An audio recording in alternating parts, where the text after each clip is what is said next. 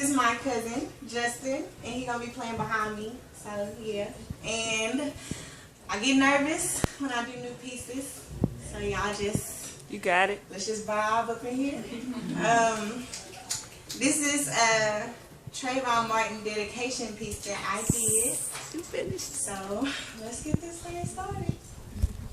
All right, Tony.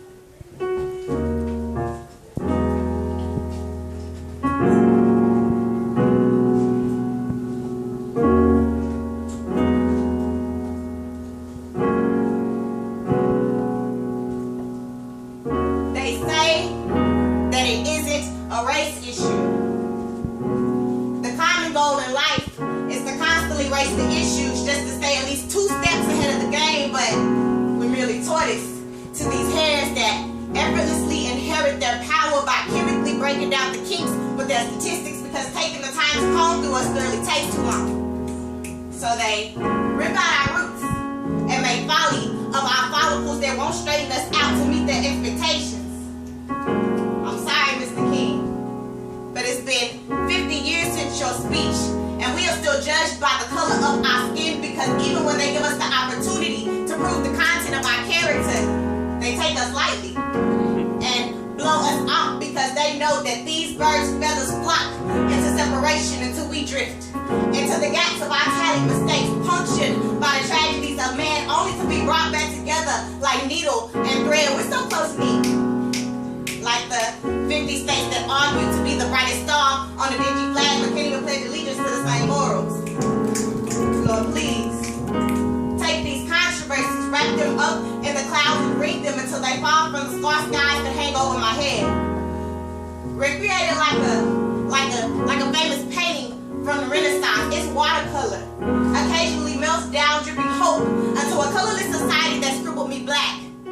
Blacker than a hold up by a bullet and Oscar grants back. Blacker than the embers that rest upon Mississippi soil because our bodies were used as incense to wicked spirituals. Blacker than the wounds found on an abandoned Emmett Till's body when found abandoned in the Tallahatchie River. Blacker than the sun slapped on the floor of the girls' lungs when a church collapsed on them due to a planet bomb, but not wider than the little lies told to set every person that committed the crime free. They meant it when they said this is their land, where dead presidents are the puppet masters of the struggle. We're just hanging on by a thread. It's just legally reinventing the practice of lynching. They pull our strings because they know that if you deposit a little jingle in a J-Lo's pocket, he will quickly withdraw from his silence. We search for honor now because humiliation has been passed along from our ancestors, but so have their chains and so have their burdens. They have just taken a different form, just like Satan. When he invaded the garden, our family trees are growing in every which direction, and we don't even realize how many bad apples have fallen from our stems. We bite each other just to obtain knowledge, and we wonder why these worms manifest inside of us. We become hollow, cold carcasses that turn over in our predetermined graves to turn our backs on others just so we can be padded. I hate that becoming better has become a competition. Generational curse of a generation where half of us can't even stand up to make a difference because we fall for everything that coincides with our selfish gains. Why is the black community the only one that needs to make a change? Throw hoodies up in this cold world and watch the bitter nip of reality try to blow them off. Pull up your pants, tuck in your shirt, straighten your collar, and rip the accent slang for your speech, or otherwise you're just another undereducated common thug or hood rat. We've kicked our shoes off in our comfort zone instead of trying to prevent ourselves from being the next Trayvon Martin story. But I mean, in order for us to feel victimized, there must be a predator, right? But I'm still confused on, is it them or is it us? We are all praying. No matter how hard we pray, there's still that few that are too impatient to wait on the Lord's joy in the morning, so they strap up for the sorrows of tomorrow, because we learned the hard way that it's difficult to stand your ground when the foundation that this country was built on doesn't even fully support you. So many of us try to get it how we can.